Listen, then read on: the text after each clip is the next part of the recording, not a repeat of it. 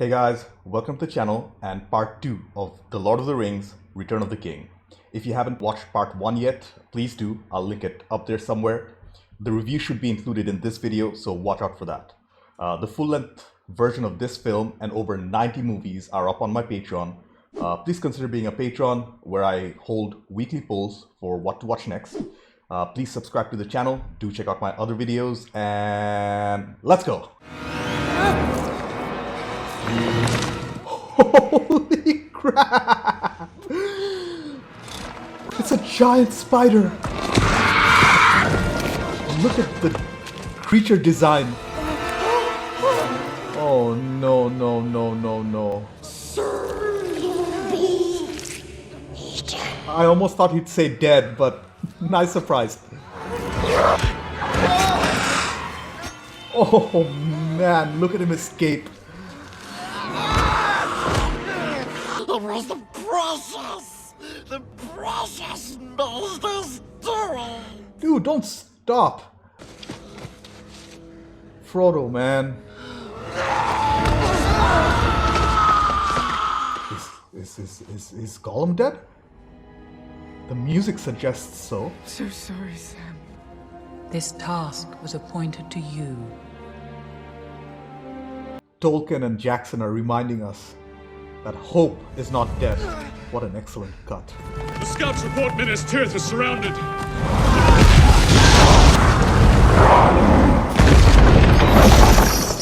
That is a gigantic battering ram. Gondor is lost. Better to die sooner than late. I'm actually enjoying John Noble's performance. Bring wood and oil.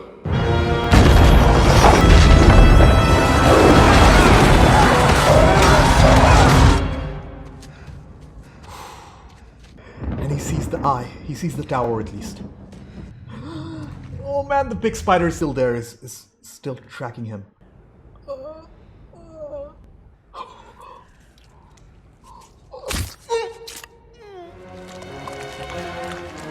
What does this mean? What does this mean?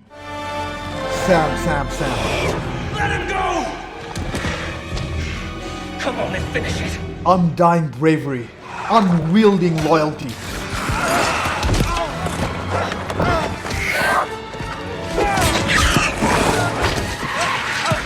This is crazy. This is crazy. I think he successfully held off the beast. Back!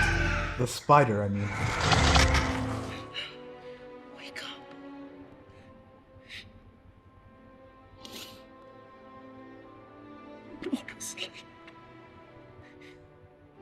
Oh no, orcs are here. Orcs are here. The sword glows when the orcs are close. This fellow ain't dead. Oh. I think it's paralyzed. Frodo's paralyzed, not dead. Get into the tower! There is hope, yes. Samwise, you fool. Samwise, you're not a fool. What a shot on his face. Are they trying to burn an already alive Faramir? He's not dead. I release you from my service. He's completely lost it. He's burning his own son. Second level! All in your path. They stand no chance. Their only hope is Aragorn. He's burning Faramir alive! Oh no, it's the Lord of the Nazgul. The world of men will fall. I hear a horn. I hear the sound of hope. And just a gorgeous shot.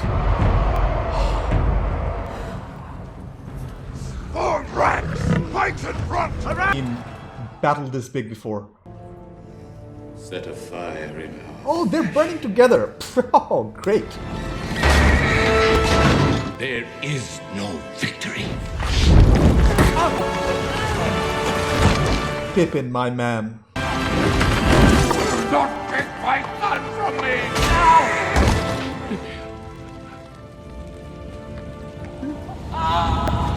I want to say I feel bad for him, but I don't.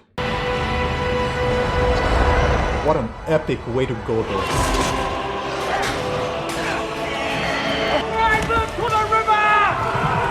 do they actually have the advantage? Oh.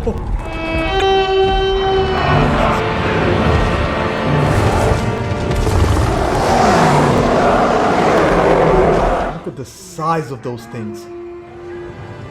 Look at that picture-perfect shot with those animations and lighting work.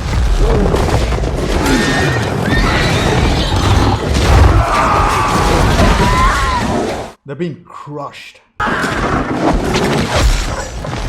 Oh, what a shot. So many things are happening at once.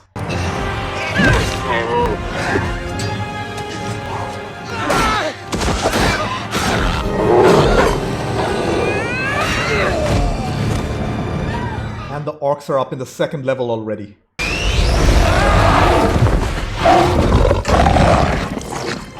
I will kill you if you touch him. Wow! She actually did it! Where are you, Aragorn? Late as usual. Oh no! Pirate scum. Oh no! They It's actually Aragorn.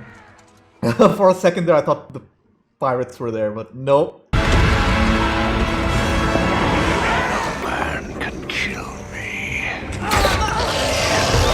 Was that Mary? She is no man. I am no man.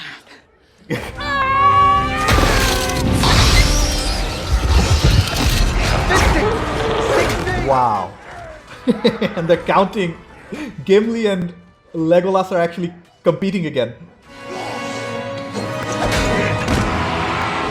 That's Aragorn.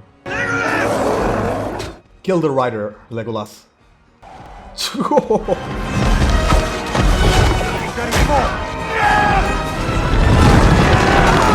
have no words for this entire battle scene. I've never seen anything like this, and I can confidently say that.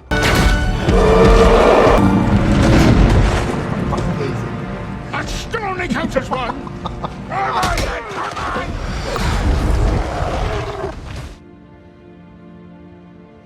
You have died an honorable death, King Theoden. I know your face. Heroine, I am going to save you. you have to let me go. Release us. I hold your oath fulfilled. Go.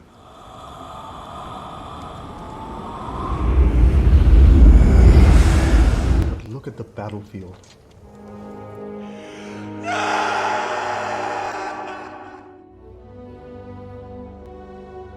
Oh no, she's not dead. Holy crap, she just opened her eyes.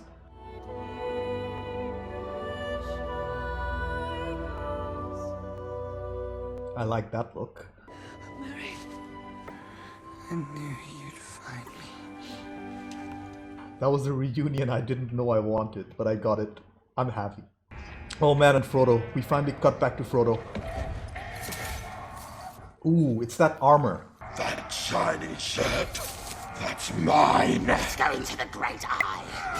I really like the fact that the orcs are not two-dimensional characters. They have personalities of their own. That's for Frodo! The Shire! I'm gonna bleed you. Samwise Gamgee's here. Not if I stick you first. Sam! Oh, Sam, I'm so sorry. They took the ring. I thought I'd lost you. So I took it. Give me the ring, Sam. You must understand. Come on, Mr. Frodo. Sam doesn't like it, but he has to do it. We did it, Mr. Frodo. There's so many of them. Jesus. Look at the numbers of them. And 3 hours in, we finally get a zoom in on the eye at last. We have to go in there, Mr. Frodo. Behind the walls of Mordor, our enemy is regrouping. We just saw that. He needs time and safe passage across the plains of Gorgoroth. Draw out Sauron's armies. Empty his lands. Then we gather our full strength and march on the Black Gate. What a direct approach. Sauron will suspect a trap He will not take the bait. I think he will. That's how he's grabbing Sauron's attention. Oh man! There is no warmth left in the sun. It's just the damp of the first spring rain. Good for Erwin. She actually found somebody worthy of her. They're moving off. Some luck at last. You guys think it's luck. It's Aragorn.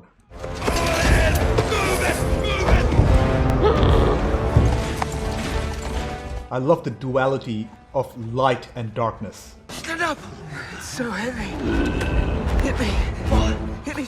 Ah, smart Sam. They're escaping in the confusion. Where would you be without Sam, Frodo?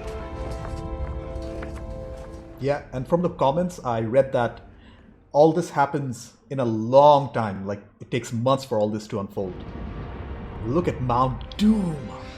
I can't manage the rings, Sam. What a shot. Take mine.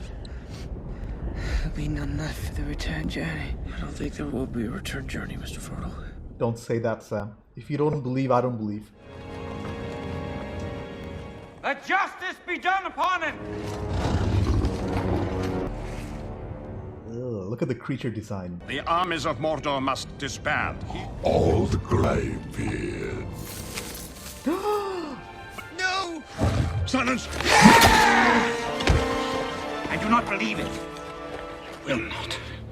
Yeah, at this point, I don't think Sauron is a physical being at all. I bid you stand! Men of the West! Wow. And they're so helplessly outnumbered. I thought I'd die fighting side by side with an elf. What about side by side with a friend? I could do that. I can't recall a taste of food. The sound of water. The ring takes everything from you. I can't carry it for you. But I can carry you. Oh. Sam is the hero. Well, along with Frodo. For Frodo. Look at Merry and Pippin charging before everybody else. To the fires of Mount Doom. They've finally arrived. Or they're very close. Oh, I cannot believe he's back.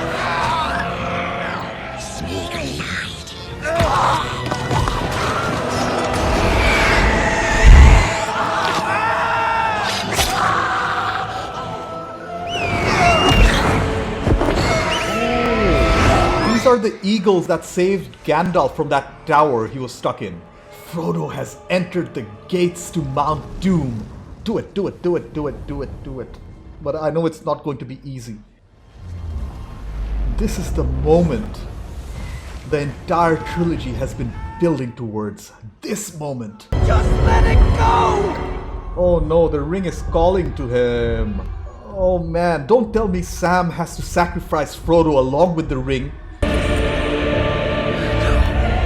Don't wear it. Oh man, the smile. Oh man, he's walking back. Wow, look at the CGI.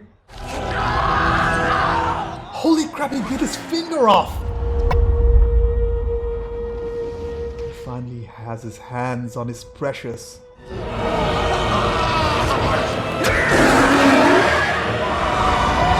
Oh.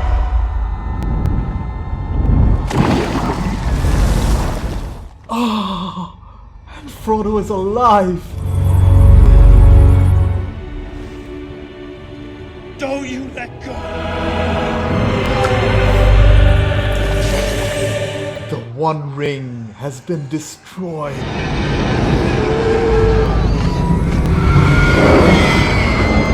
Jeez, look at the imagery.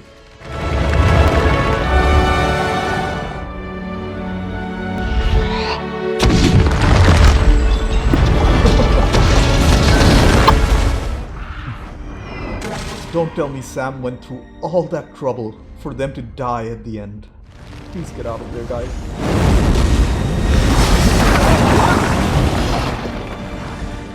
It's over now.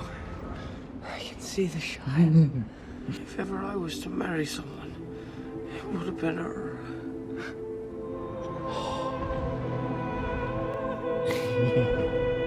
It's Gandalf.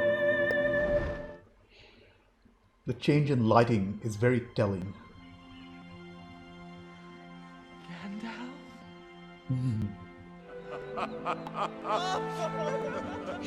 Mary and Pippin playing like children, just sheer happiness.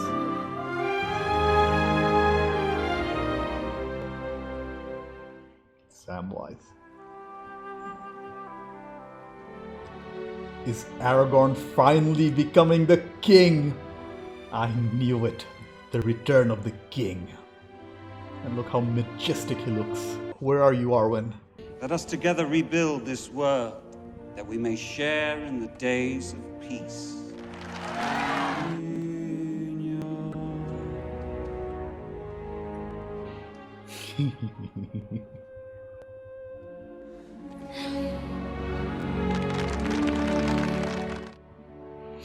The four hobbits. You bow to no one. What a scene.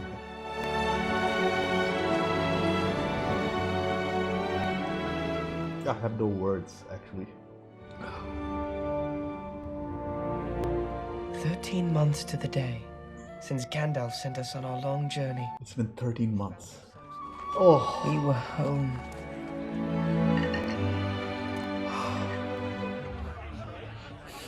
He has his eye on her again, and this time he's not going to be scared of anything. Oh, Sam, you deserve this. There is no going back. He's writing the story down. Samwise Gamgee was elected mayor. Samwise is mayor of Hobbiton. Mr. Frodo? It's been 4 years to the day since Weathertop Sam. Oh, it's been a while. It's never really healed. A Hobbit's Tale by Bilbo Baggins and The Lord of the Rings by Frodo Baggins. Wow. You finished it. You finished the book. There's room for a little more. Where are we going? The elves have accorded you a special honor. A place on the last ship to leave Middle-earth. Bilbo, look how old he's become. Is there any chance of seeing that old ring of mine again? I'm afraid I lost it. Oh. He's going to the undying lands of the elves? The power of the three rings is ended. I think I'm quite ready for another adventure. Such a fitting end to Bilbo. Farewell, Oh, Gandalf is my leaving. brave hobbits. It is time, Frodo. What does he mean? You can't leave. The last pages are for you, Sam.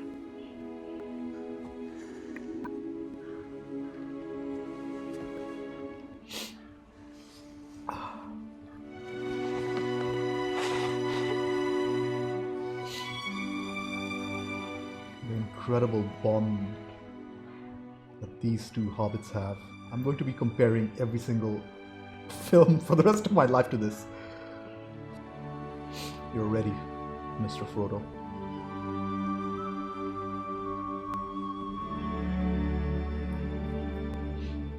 I get that he needs his rest, but why didn't he stay back, guys? Why didn't he stay back? My dear Sam, Sam's a father. you cannot always be torn in two. You will have to be one and whole for many years. Your part in the story will go on.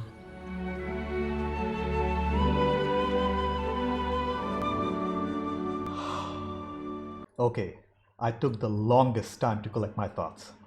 First off, I can easily and confidently say that this was one of the best films I've ever seen. And to me, this might be the best trilogy of all time, irrespective of genre. I mean, there are a few others that come close, but none that touch it. I'm sorry, the Godfather trilogy and the original Star Wars trilogy, but this wins. The Return of the King stands proudly alongside films like the first two Godfathers or Citizen Kane as one of the finest pieces of writing ever put to film. I'm in awe, and I'm sure you were too when you got to first experience this epic. Um, it was like a 12-hour long film. Peter Jackson, with this trilogy, proved that he's one of the best filmmakers ever. Seriously, to tackle a project as vast and as complicated as this, and to come out victorious on the other side, the odds were stacked against him. Uh, But the end result was just divine. Every single performance was by the cast was probably Oscar worthy. The sets were out of this world, and the CGI was unreal.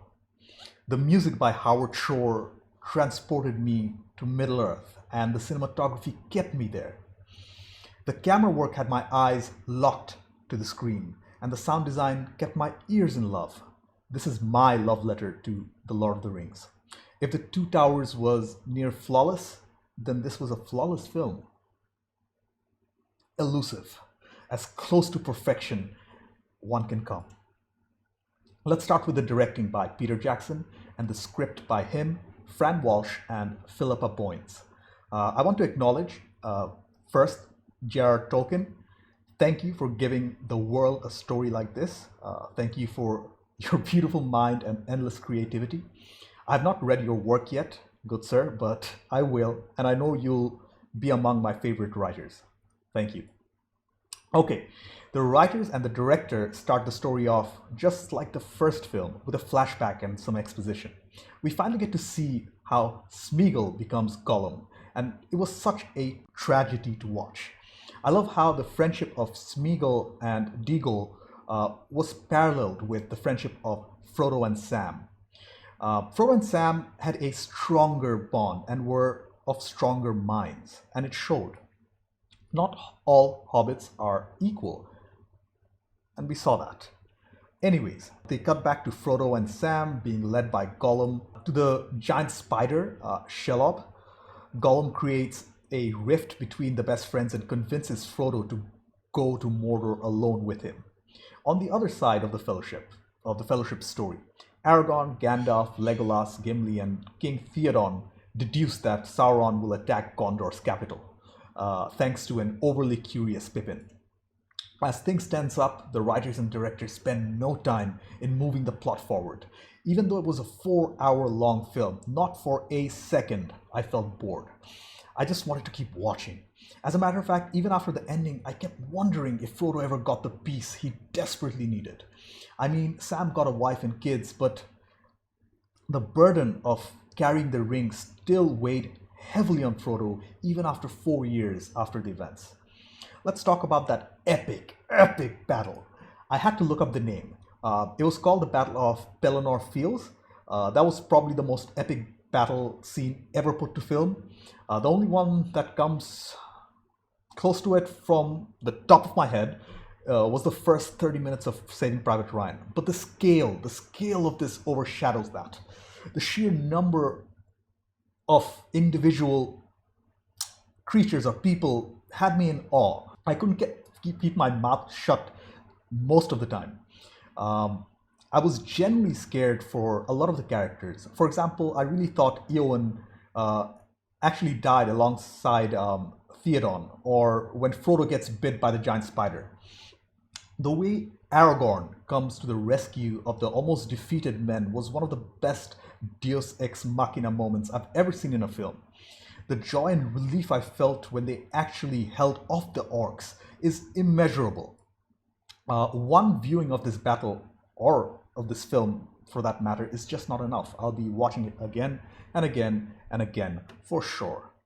Moving on to that giant spider, Shelob. That was so damn scary, especially when it snuck up on Frodo and just stung him. The creature itself was so meticulously designed that it almost looked real, from its movements and its animations to its texturing and lighting. Mount Doom and the Eye of Sauron, they were worth the wait. I love the fact that Sauron was not actually a physical being. I say that because it would have almost certainly been a disappointment seeing him in human form. He was way more intimidating as the Eye of Sauron. I'll talk about the individual characters a little later, but the writing and directing were of the highest caliber. The cinematography of A Return of the King was even better than its predecessors, if that's even possible. I've been waiting to see Mordor for 2 entire films, and this movie did not disappoint. The duality between Mordor's colors and everything else was striking. Mordor was painted red, symbolizing fire, blood, hell, and the death of Middle-earth. The men and the other creatures were represented, they were brightly lit, representing the good and heavens and hope. The vast landscapes of Middle-earth were a wonder to behold, and I can't praise the team enough for the creativity put on display. Every single scene could have been freeze-framed and put on display. They were like paintings, for God's sake. The editing in this film was brilliant. Peter Jackson kept me on my toes the entire runtime. Every single time, without fail, he cut the story exactly when it was peaking, the interest was peaking. At one point, he cut away from a paralyzed Frodo. I thought my heart couldn't take it anymore at that point. This is proper filmmaking, evoking a almost primal response from your audience. The music in this film was stupid good. Howard Shore's score is the secret sauce that gave this film so much emotion. From the main score to the theme of the Shire and Rohan to the epic battle music, it was just majestic. I don't think listening to this album on Spotify is enough. I need to buy a physical copy of this album. The sound design itself was pretty much true to life. Never have I heard a battle scene so rich with detail. The sound of the fight, the sweat of the men, and the clank of the swords. The sounds of the beasts were otherworldly, and the noise of the horn cut through everything and grabbed your attention. It was again flawless. The practical and special effects, along with the CGI, were easily the best I've seen for the time. There is no competition. Every single extra was animated to perfection. Only the shadow work gave it away a little bit. I honestly don't care, to be honest, because everything else was just perfect. Gollum himself was amazing to watch. It's a technical achievement, not rivaled for the longest time, I bet. Nothing comes close to the motion capture work and the physical acting by Andy Serkis. The sets of the film seamlessly blended with the CGI and the background paintings to create a world so alive. I'm still having trouble processing it. The makeup work and the prosthetics on the orcs were unreal. I cannot imagine how good you have to be in allocating the budget to achieve this, especially since there are films that cost twice as much as this that look 3 times as worse. Amazing work here. Moving on to the characters. Frodo Baggins was played by Elijah Wood. He played Frodo with so much love and attention to detail. It was amazing. You can see the conflict on his face. Frodo was the second most mentally strong hobbit we saw, Sam being the first. The burden of carrying the ring was evident on his face the whole time. Wood really bought his A game here. Just like Sauron, he lost a finger at the end. And by the end, he still couldn't let go of the burden. And that's why I think he left with the elves and Gandalf to find peace. Please let me know if that's the case or not. Gandalf the White was played by Ian McKellen. He had a smaller but a more important role in this film. He was the one who tells Aragorn to recruit the Undying Soldiers.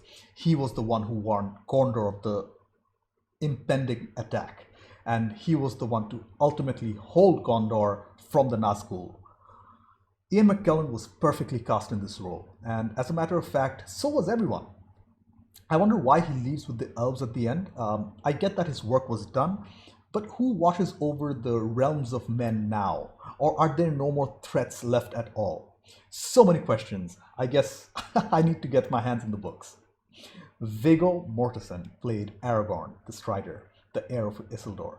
He and Sam were my favorite characters. Mortensen's acting in this film was the best I've ever seen from him. He was the king. He was the heir of Isildur. The speech by him as they were surrounded by the orc army was so very inspirational.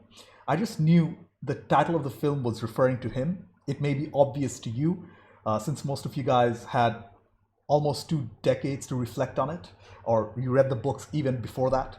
But the moment that the realization hit me, all I was doing for the rest of the time was anticipating him, anticipating that moment he gets crowned. And it was glorious. He also ended up with Arwen at the end, who never gave up on her. I hope he ruled with honor for the rest of his life. Samwise Gamgee was portrayed by Sean Astin, my other favorite character. The Hobbit had more heart than 10 men combined. Time and time again, Sam comes to the rescue of Frodo. It's impressive, the resolve and the love he must have for Frodo. Nothing else mattered to him.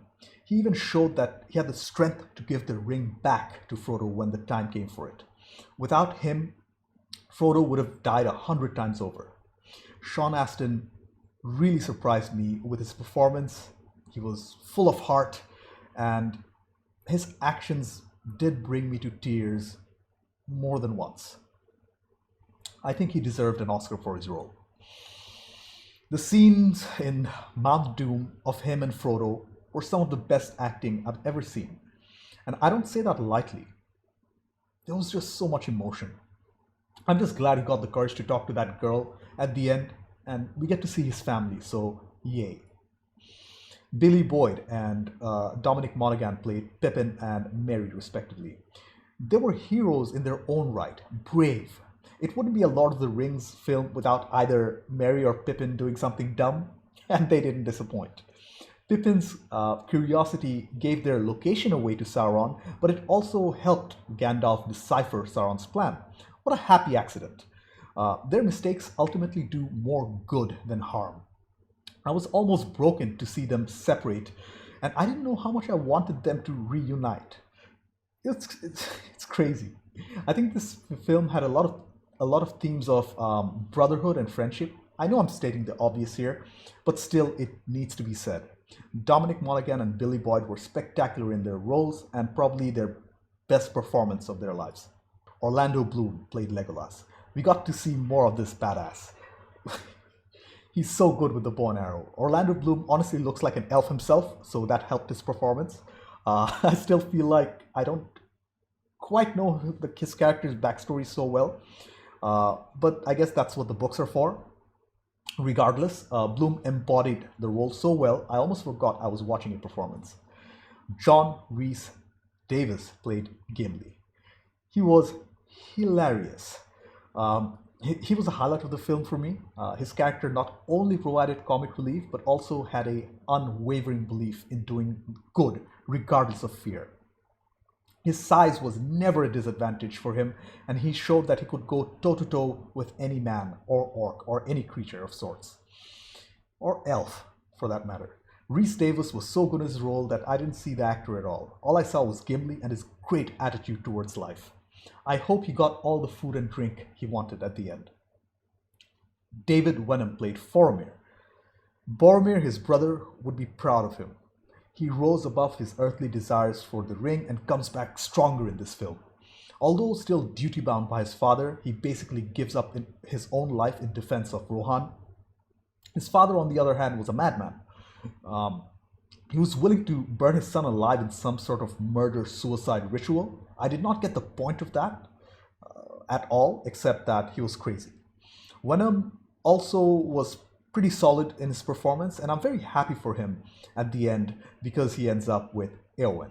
Speaking of Eowyn, she was played by Miranda Otto.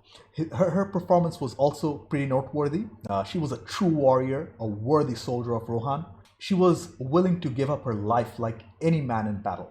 She did end up killing the Lord of the Nazgul, so wow. The way she says, "I am no man," was just the perfect payoff for the character. I was a little sad to see her love being rejected by Aragorn, but I bet in her heart of hearts she knew that he was not right for her. She presumably happily marries Faramir at the end. Liv Tyler and Hugo Weaving played Arwen and Elrond, respectively. Both of them had a small but pivotal role in the war for Middle Earth. I love Arwen for not leaving her love behind, and I love Elrond for reforging and giving Aragorn the sword of his forefathers. One thing I'm yet to fully understand or grasp is why Arwen was dying after choosing to stay, and she looked healthy when reunited with Aragorn. How does that work? An explanation here would be appreciated, but both actors were pretty good in their roles. Christopher Lee was Saruman.